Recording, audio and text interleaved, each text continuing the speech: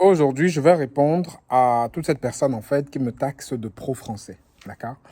La dernière vidéo que j'ai faite récemment sur la situation en Afrique de l'Ouest, au Niger en particulier, beaucoup de personnes ont commenté disant que Franck, tu es un pro-français, tu es un traître, c'est à cause des gens comme vous que l'Afrique n'avance pas, machin, bref. Je parle autant sur LinkedIn, autant sur YouTube, en fait. Donc, mes prises de position m'ont fait recevoir pas mal d'insultes, parfois. Mais je veux qu'aujourd'hui, on parle sans émotion. Dans les émotifs, là, je vous en prie, passez votre chemin. Arrêtez la vidéo maintenant. Si vous êtes émotif et si vous n'êtes pas rationnel, ce n'est pas la peine d'écouter cette vidéo. Donc, je vais parler donc de la situation. Donc, aujourd'hui, la situation mondiale. Je vais donner quelques éléments, quelques faits clairs qui vont en fait montrer qu'aujourd'hui, on est plus dans un populisme qu'une réalité. Parce que comme a dit Jay-Z, hein, men lies, women lies, numbers don't. Ça veut dire que les hommes mentent, les femmes mentent, mais les chiffres ne mentent pas. Parlons de chiffres aujourd'hui concrètement. Et après, je vais vous donner quelques éléments factuels, concis, pour que ceux qui sont vraiment au niveau de ce débat viennent en parler. D'abord, de un, il faut comprendre que le Niger, ce pays dont on parle tellement, on dit oui, l'uranium, l'uranium. Le Niger n'est même pas dans les 10 pays mondiaux en termes de réserve d'uranium. C'est-à-dire qu'on prend le classement des 10 pays qui ont le plus d'uranium dans le monde en termes de réserve, le Niger n'y figure pas. Aujourd'hui, la production mondiale d'uranium, le Niger représente à peine 8% de la production mondiale d'uranium. Ça veut dire que les 10 pays qui ont le plus de réserves au monde, on parle du Canada, on parle du Kazakhstan, on parle de l'Australie, ces pays-là. Quand on prend les 10 avec les plus grosses réserves mondiales, le Niger n'y figure pas. Et quand on prend justement la production mondiale, le Niger n'est même pas à 8% de la production mondiale. Je ne comprends pas comment est-ce que les gens aujourd'hui sont aveuglés alors que les chiffres sont là. Même pas 8% de la production mondiale, mais c'est comme si aujourd'hui, le Niger est le nombril du monde. C'est comme si aujourd'hui, tout l'uranium qui venait du monde, tout l'uranium qui était utilisé dans le monde venait du Niger. La France dépend, je crois que c'est 20 ou 21% de l'uranium qui vient du Niger. Le reste, ils prennent ailleurs, ils prennent au Kazakhstan, au Canada, en Australie, ils prennent ailleurs. Vous pensez qu'aujourd'hui, les 21%, ils ne peuvent pas s'en affranchir? Ils peuvent demander à ce que les autres pays augmentent leur capacité de production, ils rachètent beaucoup plus cher, mais ils prennent beaucoup plus et ils laissent l'uranium du Niger. Soyons un peu cohérents. Ça, c'est le premier point. Deuxième point, les gens disaient, oui, le Niger doit construire une centrale nucléaire. Pourquoi ne pas construire une centrale nucléaire en Niger? Que je suis anti-progressiste, je ne veux pas que l'Afrique soit indépendante en énergie, tout ça. Vous savez ce que c'est qu'une centrale nucléaire? Même le Kazakhstan, où la plus grosse production mondiale d'uranium, qui a les plus grosses réserves, n'a pas de centrale nucléaire. Vous savez que c'est que le nucléaire? Moi, j'ai bossé dans le nucléaire pendant 4 ans. J'ai construit des centrales nucléaires en Chine. Vous savez ce que c'est que le nucléaire? Le nucléaire, en fait, il faut un engagement politique et populaire au moins sur 100 ans. C'est une politique qui doit être pensée. Aujourd'hui, ces pays-là, que ce soit le Niger, le Burkina, tous ces pays qui parlent du nucléaire, ils n'ont même pas d'agence locale qui travaille sur le nucléaire. Ils n'en ont même pas. Le nucléaire, pour pouvoir mettre la première, puis on prend le cas de l'Égypte aujourd'hui, où il y a Rosatom qui est en train de faire une centrale. L'Égypte aujourd'hui est en train d'en construire parce qu'en Afrique, il n'y a que l'Afrique du Sud qui a 2 réacteurs nucléaires qui fonctionnent. À Koexberg, je crois. Ce n'est que c'est tout. Il n'y a pas d'autre pays en Afrique qui a une centrale nucléaire. L'Égypte aujourd'hui est en train d'aller vers le nucléaire, mais ils y pensent depuis 20 ans. Les autres pays, comme le Ghana, pensent depuis 15 ans. Ils ont créé des agences. Le Kenya, depuis 15 ans, ils ont créé des agences locales qui réfléchissent au nucléaire depuis 15 ans, 20 ans. Le Rwanda, c'est pareil. Vous pensez que c'est aujourd'hui qu'on va se lever comme ça, parce qu'on va aller rigoler avec Poutine, on va dire que je veux une centrale nucléaire, que ça va se faire. Le nucléaire, il y a plusieurs paramètres. Le nucléaire, il faut déjà créer un organe de réflexion qui va parler de ça. Le nucléaire, ce n'est pas le chocolat. Hein. Vous vous trompez sur le nucléaire, vous rasez une ville complète, vous rasez un pays en entier. Ce n'est pas du chocolat qu'on va fabriquer, c'est du nucléaire. Donc les gens arrêtent de penser qu'on va construire la centrale nucléaire aux effets d'annonce. Qu'on arrête ça. Le nucléaire, c'est le financement aussi. D'abord, si on parle du nucléaire, d'abord, il y a d'abord la réflexion stratégique qu'il faut avoir. Aujourd'hui, qui n'est pas présente ni au Niger, ni au Burkina, ni au Mali, nulle part. Et quand je dis réflexion stratégique, c'est avec des locaux. Ce n'est pas une réflexion stratégique avec des Russes ou des Français, il n'y en a pas.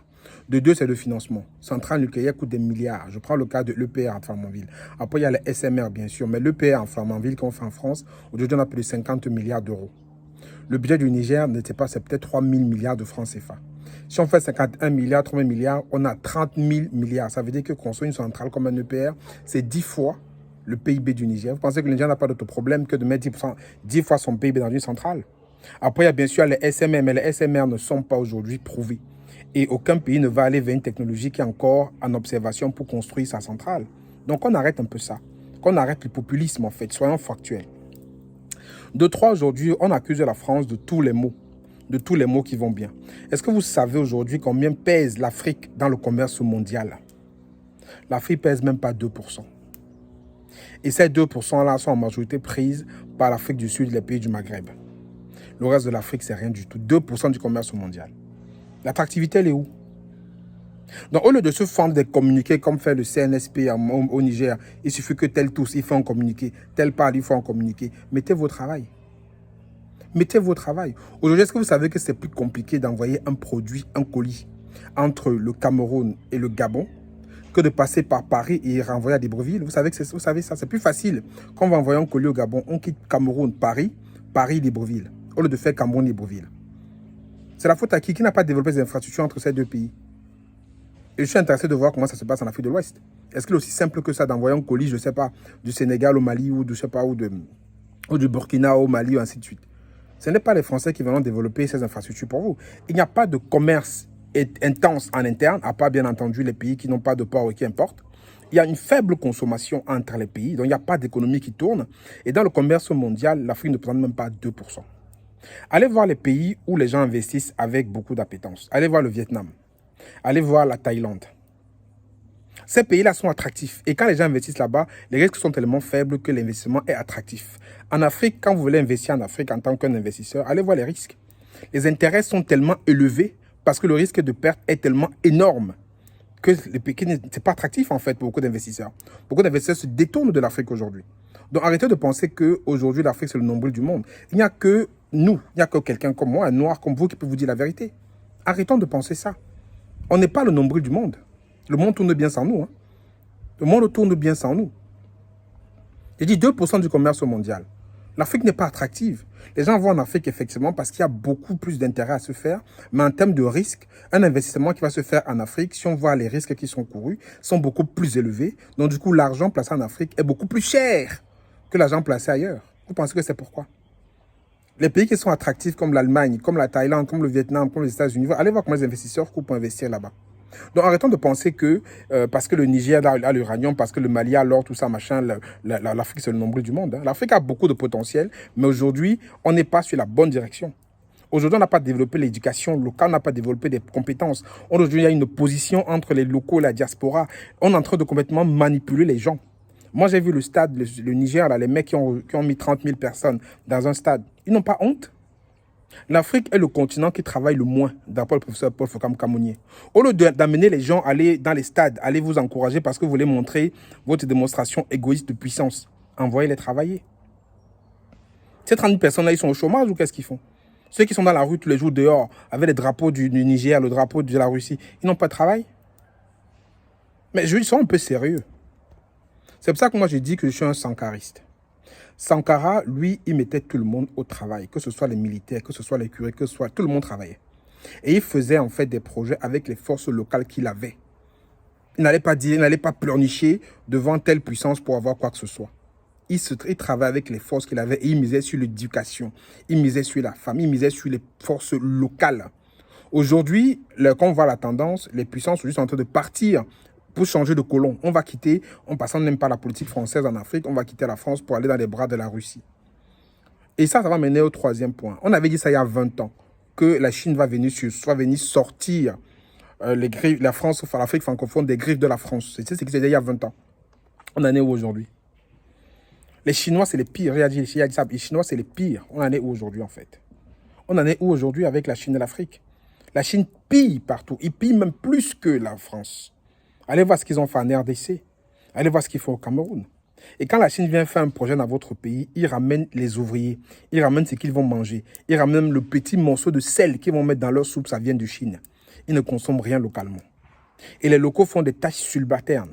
Ils ne donnent aucune compétence au local. Alors quand vous allez travailler chez eux, ils vous imposent un transfert de compétences. Mais quand ils viennent en Afrique, ils font pire que les Français faisaient. Donc la Chine est passée, la Chine a déçu. D'accord? Vous avez maintenant trouvé un autre sauveur qui est la Russie qui va encore venir vous décevoir. Et ce sera quoi le prochain? Ce sera l'Inde? Ce sera le Pakistan? Ce sera la Turquie? J'en sais rien. Arrêtons cette position de victime et prenons-nous en charge. C'est le seul moyen. Et pour sortir de cette vidéo, ou comme je dis, en fait, ceux qui veulent venir m'insulter, qui veulent venir dire ce qu'ils ont à dire, venez avec des arguments. Je vais donner des faits aujourd'hui qui sont irréprochables. Vous pouvez aller vérifier sur Internet, vous verrez les faits. Donc, on arrête de soutenir des personnes, en fait, qui sont dans le populisme, qui sont justement dans une recherche égoïste de leur pouvoir, de défendre leur pouvoir, qu'ils ont légitimé par des personnes dans la rue. Je ne dis pas que la politique africaine en Afrique n'est pas à revoir, hein, je n'ai pas dit ça. La France doit revoir sa position en Afrique totalement, sur le fond comme sur la forme. Mais qu'on arrête de soutenir des populistes qui font tout pour ce qu'ils veulent le pouvoir de façon égoïste et qui vont aujourd'hui, je pense, mener la plupart des peuples à la déroute. Je le dis clairement, hein. J'espère avoir tort, mais quand on voit la tendance aujourd'hui, c'est très grave. Donc arrêtons tout ça. Ceux qui veulent vraiment avoir des débats constructifs, venez, mettez ça en commentaire. Ceux qui veulent venir insulter, vous voulez venir insulter si vous souhaitez. Mais je veux que nous ouvrons les yeux et que nous soyons conscients. Soyons des sankaristes. Pensons d'abord à notre Afrique. Pensons d'abord à nous. Pensons d'abord comment est-ce qu'on peut construire des choses. Nous pensons à retrouver notre identité. Ne pensons pas que parce qu'on va chasser Pierre pour rappeler Paul dans la maison que ça va mieux aller. Je reviens sur le cas du Niger pour sortir. Vous pensez que si aujourd'hui la France dit, bon voilà, j'arrête de prendre l'uranium du Niger, ça va, qui va prendre ça? La Russie n'en a pas besoin. La Russie, ils ont le Kazakhstan, ils ont des réserves. Le Canada n'en a pas besoin, les États-Unis n'en ont pas besoin. Qui va prendre cet uranium-là qui rapportait, je ne sais pas combien de millions ou combien de milliards par an, pardon, au gouvernement du Niger. Ils avaient quand même des milliards qui rentraient. Cet argent partait où? Les gens détournent. Est-ce que c'est la faute à la France si les gens détournent l'argent que la France reçoivent de la France? Dans tous ces pays, c'est pareil. La France peut payer les ressources, mais les gens détournent de l'argent. Est-ce que c'est la faute à la France si les gens détournent de l'argent pour lesquels elle verse pour les ressources? Ce n'est pas de sa faute. Ce n'est pas de sa faute.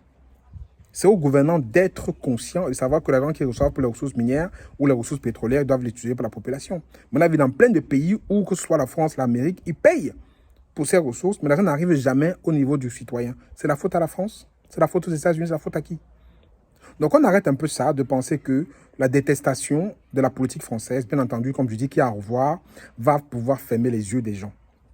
Qu'on arrête d'être dans le populisme, soyons conscients, nous sommes des Africains éduqués, éveillés. On ne veut pas quitter les bras de Pierre pour aller dans les bras de Paul. On veut s'affirmer de façon indépendante. On veut de l'autodétermination. Et ça ne passera pas par changement de maître. Ça ne passera pas par ce discours-là. Ça passera par une vraie prise de conscience et on va commencer à affronter nos démons. Commençons par affronter la réalité d'abord et c'est par là qu'on peut commencer à changer. Mais si on nie la réalité et qu'on se fait bananer par des personnes qui sont juste là pour la recherche de leur pouvoir, parce qu'aujourd'hui, toutes ces personnes-là sont là pour ça. Ils sont là, ils font appel aux armes pour pouvoir asseoir leur pouvoir sur la population. Et moi, je vais dire très simplement que ces personnes qui sont au Mali, qui sont au Niger, qui sont en France, qui crachent sur la politique française, qui crachent sur ce que la France fait en Afrique, qui est bien entendu à revoir, ils sont en France. La plupart sont en France. Ils jouissent de tout ce que la France leur propose. Qu'ils aillent donc en Russie essayer de mal parler de Poutine comme ils parlent de Macron en France. Tous ces activistes que vous voyez sur Internet là, ils sont tous dans des pays où ils peuvent s'exprimer librement. Qu'ils aillent s'exprimer comme ça de Poutine en Russie, ils vont disparaître comme d'un claquement de doigts. Donc moi je ne comprends pas en fait. Et les gens sont derrière, ils les acclament, ils les soutiennent. Allumons nos cerveaux. Toutes ces personnes-là, pourquoi n'envoient pas leurs enfants aller faire des études en Russie? Pourquoi quand ils sont malades, ils ne vont pas se soigner en Russie? Qu'on arrête un peu ça, qu'on arrête un peu d'être, comment j'appelle ça, d'être complètement incohérent avec nous-mêmes. Vous allez voir toutes ces personnes, faites le point, je ne suis pas là pour donner des noms, mais faites le point de tous ces activistes, comme on les appelle, qui sont sur Internet, qui parlent de Poutine, ils soutiennent un dictateur qui martyrise son peuple. Un dictateur qui dans son pays, on ne peut même pas parler. Toutes ces personnes sont en France, dans des pays où ils peuvent s'exprimer librement. Ils ont peut-être dans une maison qui sont en train de profiter du système social français. Ils ne payent peut-être pas de loyer. Ils ont des avantages de l'État français. Leurs enfants vont à l'école dans les écoles françaises. Quand ils sont malades, ils vont se soigner dans les hôpitaux français. Pourquoi ils ne vont pas se soigner en Russie chez Vladimir Poutine? Mais ils sont là, sur Internet, ils sont en train de faire du populisme. Pour quel intérêt? Eux seuls, ils le savent. Ils ne disent pas la vérité aux gens. Donc on arrête ça. Qu'on soit factuel, moi je dis que je suis un sankariste pur. Et je pense que l'Afrique doit s'autodéterminer. Et sur l'autodétermination ne passe pas par une aliénation, par une nouvelle aliénation, pardon, par les Russes. Non, qu'on arrête ça. Ça passe par une prise de conscience de nos problèmes, les affronter, nos problèmes qui sont la mauvaise gouvernance, qui sont le manque de solidarité, qui sont le manque de compétences, qui sont le manque de technologie qu'on a développé, qui sont le manque de tissu industriel. Il y a plusieurs problèmes qu'on a aujourd'hui qu'on peut résoudre sans avoir besoin de faire appel à X ou à Y. Qu'on arrête ça de penser que c'est la Russie qui viendra nous sauver. La Russie vient en Afrique pour ses propres intérêts, pour l'influence mondiale. Donc on arrête, en fait, je veux dire clairement, moi quand je vois ceux qui viennent témoigner, là, l'Africain est beaucoup trop dans l'émotion. C'est pour ça que je comprends pourquoi les églises de réveil en Afrique pilulent et abondent normalement parce que l'Africain est beaucoup dans l'émotion. Il oublie la raison. Raisonnons, soyons rationnels. Et je pense qu'on avancera beaucoup mieux que de s'insulter, s'invectiver sans fondamentaux, sans fondament, juste parce qu'on a entendu un militaire venir parler avec un communiqué numéro 47, numéro 48, numéro 50, je ne sais pas combien sont aujourd'hui des communiqués, qu'on arrête ça. Aujourd'hui, l'information est accessible à tout le monde. Vous pouvez aller sur Internet, vous trouvez toutes les informations que vous souhaitez. Ils sont accessibles. Donc, allez faire vos propres recherches. Ne croyez pas les gens comme ça. Et venez, on en parle. Donc, soyons conscients, arrêtons et soyons vraiment éveillés. Nous sommes des Africains de générations différentes. On doit aussi agir différemment et arrêter de se faire manipuler. Voilà, mettez-moi en commentaire ce que vous en pensez. C'était un peu long, je pensais faire un peu plus court. Mais tellement il a dit sur le sujet que j'ai fait un peu plus long. Mais mettez-moi en commentaire ce que vous en pensez. À bientôt.